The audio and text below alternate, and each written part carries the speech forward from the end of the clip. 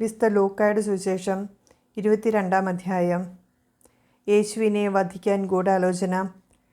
പെസഹ എന്ന് വിളിക്കപ്പെടുന്ന പുളിപ്പില്ലാത്ത അപ്പത്തിൻ്റെ തിരുനാൾ അടുത്തു. പുരോഹിതന്മാരും നിയമജ്ഞരും അവനെ എങ്ങനെ വധിക്കാമെന്ന് അന്വേഷിച്ചുകൊണ്ടിരുന്നു. പക്ഷേ അവരും ജനങ്ങളെ ഭയപ്പെട്ടു. 12 പേരിൽ ഒരുവനും സ്കറിയോത്ത എന്ന് വിളിക്കപ്പെടുന്നവനുമായ യൂദാസിൽ സാത്താൻ പ്രവേശിച്ചു. അവൻ പുരോഹിത പ്രമുഖന്മാരെയും സേനാധിപന്മാരെയും സമീപിച്ച് എങ്ങനെയാണ് യേശുവിനെ അവർക്ക് ഒറ്റിക്കൊടുക്കേണ്ടത് എന്ന് ആലോചിച്ചു. അവർ സന്തോഷിച്ച് അവന് പണം കൊടുക്കാമെന്ന് വാഗ്ദാനം ചെയ്തു. അവൻ അവർക്ക് വാക്കുകൊടുത്തു. ജനക്കൂട്ടമില്ലാത്തപ്പോൾ അവനെ ഒറ്റിക്കൊടുക്കാൻ അവൻ അവസരം പാർത്തുകൊണ്ടിരുന്നു. ശിഷ്യന്മാർ പെസഹ ഒരുക്കുന്നു. പെസഹ കുഞ്ഞാടിനെ ബലികഴിക്കേണ്ടിയിരുന്ന പുളിപ്പില്ലാത്ത അപ്പത്തിൻ്റെ ദിവസം വന്നു ചേർന്നു. യേശു പത്രോസിനെയും യോഹന്നാനെയും അയച്ചുകൊണ്ട് പറഞ്ഞു, നിങ്ങൾ പോയി നമുക്ക് പെസഹ ഭക്ഷിക്കേണ്ടതിന് ഒരുക്കങ്ങൾ ചെയ്യുവിൻ. അവർ അവനോട് ചോദിച്ചു, ഞങ്ങൾ എവിടെ ഒരുക്കണമെന്നാണ് നീ ആഗ്രഹിക്കുന്നത്? അവൻ പറഞ്ഞു, ഇതാ, നിങ്ങൾ പട്ടണത്തിലേക്ക് പ്രവേശിക്കുമ്പോൾ ഒരു കുടം വെള്ളം ചുമന്നുകൊണ്ട് ഒരുവൻ നിങ്ങൾക്കെതിരെ വരും. അവൻ പ്രവേശിക്കുന്ന വീട്ടിലേക്ക് നിങ്ങൾ അവനെ പിന്തുടരുക. ആ വീടിൻ്റെ ഉടമസ്ഥനോട് പറയുക, ഗുരു നിന്നോട് ചോദിക്കുന്നു, എൻ്റെ ശിഷ്യന്മാരോട് കൂടെ ഞാൻ പെസഹ ഭക്ഷിക്കേണ്ടതിനുള്ള വിരുന്നുശാല എവിടെയാണ്? സജ്ജീകൃതമായ ഒരു വലിയ മാളിക മുറി അവൻ നിങ്ങൾക്ക് കാണിച്ചു തരും. അവിടെ ഒരുക്കുക. അവർ പോയി അവൻ പറഞ്ഞതുപോലെ കണ്ടു. പെസഹ ഒരുക്കുകയും ചെയ്തു. പുതിയ ഉടമ്പടി. സമയമായപ്പോൾ അവൻ ഭക്ഷണത്തിനിരുന്നു. അവനോടൊപ്പം അപ്പൊസ്തലന്മാരും.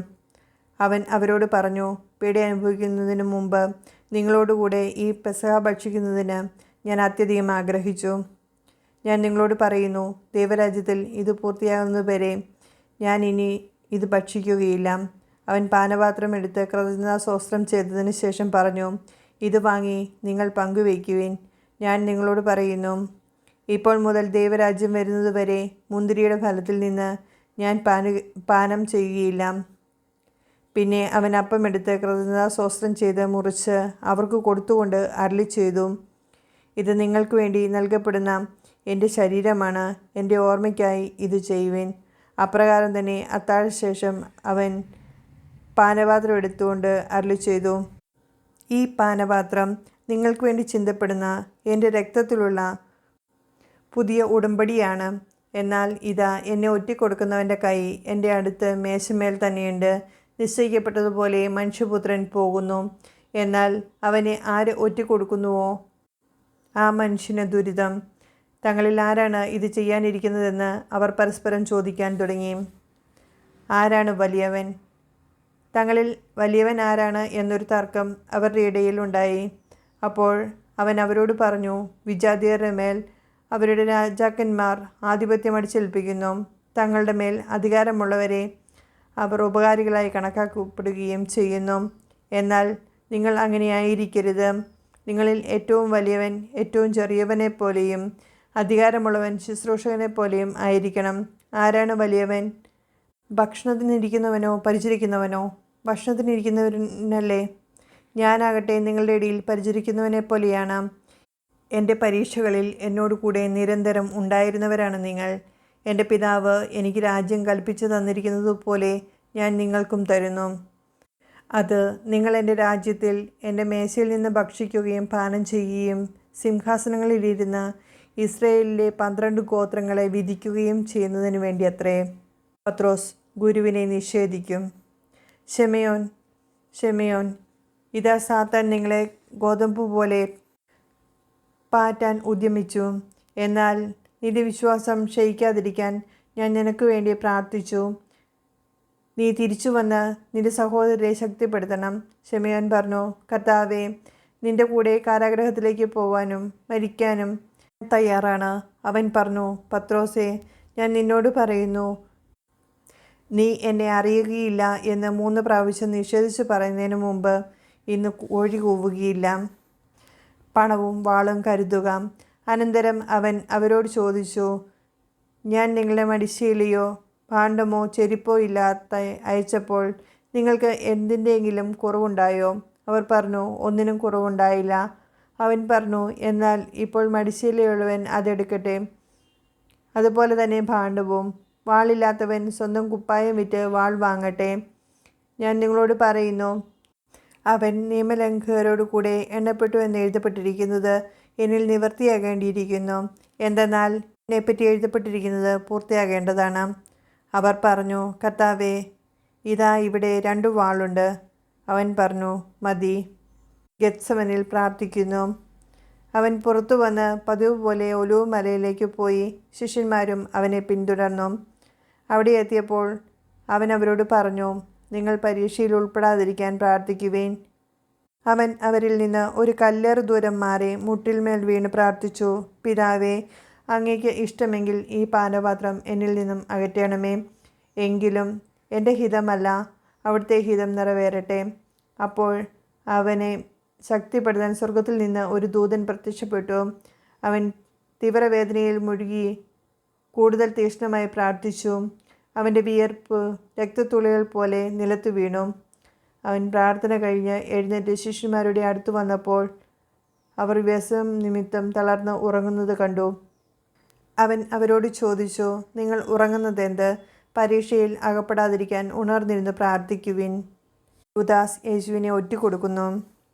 അവൻ ഇത് പറഞ്ഞുകൊണ്ടിരിക്കുമ്പോൾ ഒരു ജനക്കൂട്ടം അവിടെ വന്നു.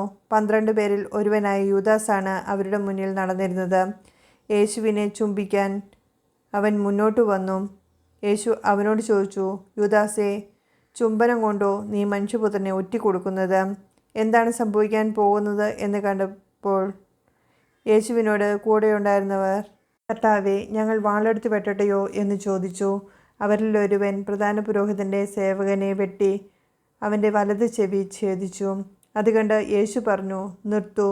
അനന്തരം യേശു അവൻ്റെ ചെവി തൊട്ട് അവനെ സുഖപ്പെടുത്തി. അപ്പോൾ യേശു തനിക്കെതിരെ വന്ന പുരോഹിത പ്രമുഖന്മാരോടും ദേവാലയ സേനാധിപന്മാരോടും ജനപ്രമാണികളോടും പറഞ്ഞു, കവർച്ചക്കാർക്കെതിരെ എന്ന പോലെ വാളും വടിയുമായി നിങ്ങൾ വന്നിരിക്കുന്നുവോ? ഞാൻ നിങ്ങളോട് കൂടെ എല്ലാ ദിവസവും ദേവാലയത്തിലിരുന്നപ്പോൾ നിങ്ങൾ എന്നെ പിടിച്ചില്ല. എന്നാൽ ഇത് നിങ്ങളുടെ സമയമാണ്, അന്ധകാരത്തിൻ്റെ ആധിപത്യവും. പത്രോസ് തള്ളി പറയുന്നു. അവർ അവനെ പിടിച്ച് പ്രധാന ആചാര്യൻ്റെ വീട്ടിലേക്ക് കൊണ്ടുപോയി. പത്രോസ് അകലെയായി അവനെ അനുഗമിക്കുന്നു. അവർ നടുമുറ്റത്ത് തീ കൂട്ടി അതിനു ചുറ്റും ഇരുന്നപ്പോൾ പത്രോസ് അവരോട് കൂടിയിരുന്നു. അവൻ തീക്കരികെ ഇരിക്കുന്നത് കണ്ട് ഒരു പരിചാരിക അവനെ സൂക്ഷിച്ചു നോക്കിയിട്ട് പറഞ്ഞു, ഇവനും അവനോടുകൂടെ ഉണ്ടായിരുന്നു. എന്നാൽ പത്രോസ് അത് നിഷേധിച്ച്, സ്ത്രീയെ, അവനെ ഞാൻ അറിയുകയില്ല എന്ന് പറഞ്ഞു.